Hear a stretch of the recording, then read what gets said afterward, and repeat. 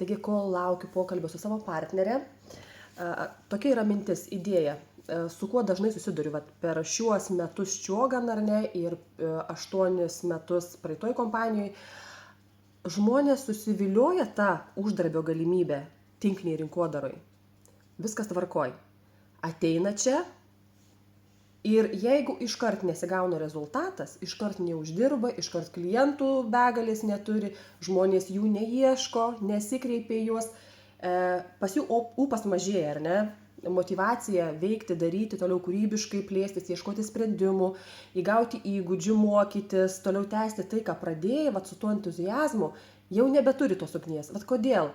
Aš noriu tiesiog paklausti tų žmonių, kurie sako, ai, man nepasitvirtino, man neišėjo, o jūs atėjot pilnumoj tam pasirengę, turintys daug patirties, įvaldę visus įgūdžius, įrankius, programėles, turite gerą santykį su savim, esate nesavikritiškas, mokate daryti ir laivus, ir video, galite savęs klausyti, jūsų komunikacija tobula su žmonėmis, ar ne, jūs esate tiesiog telkimo šaltinis, kur žmonės pamatė jūs, iš karto nori jungtis į jūsų komandą, iš karto klientai jūsų ieško patys, jums net nereikia posto įmesti arba tiesiog aktyviau padirbėti, ar ne, jums nereikia laiko, kas yra įprasta šiame versle, nes tu turi susirinkti savo klientūrą, tu turi tapti asmenybė, į kurią kiti žmonės norisi galimai lygiuotis, bet ir šiaip smagu jų žiūrėti.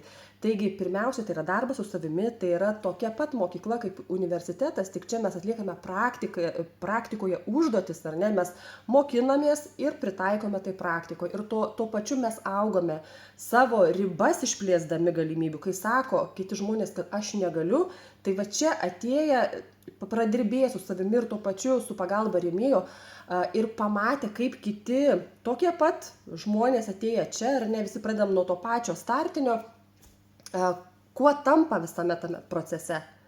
Taigi noriu išblaškyti tas iliuzijas, kad atėję čia iš karto kažkokia sėkmė aplanko, ar ne, ta sėkmė aplanko tada, kada tu esi įdirbęs, kada tu esi to nusipelnęs. Vabank, šitaip retai kada būna.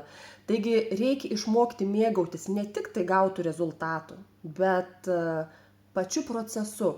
Nes tame procese mes augame. Mes čia turime tokią mokyklą, verslumo mokyklą, ar ne, kur nereikalingos didelios investicijos, bet tu čia gali sukurti tarptautinį verslą.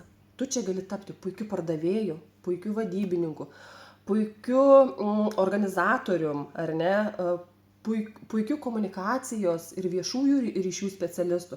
Tu čia gali būti ir tapti tikru verslininku. Taigi, įvertinant šitą galimybę, noriu pasakyti, kad tai yra viena geriausių praktinių mokyklų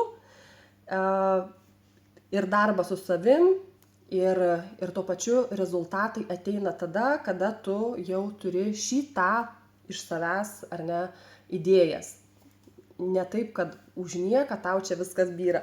Taigi drąsiau ir tie žmonės, kurie žingeidūs, kurie yra pasiruošę asmeniškai augti, kuriems yra viskas įdomu, kurie labai mėgsta naujoves, kurie mėgsta iššūkius, kurie mėgsta analizuoti, stebėti, veikti ir užduoti savo klausimą, o ką aš dar galiu?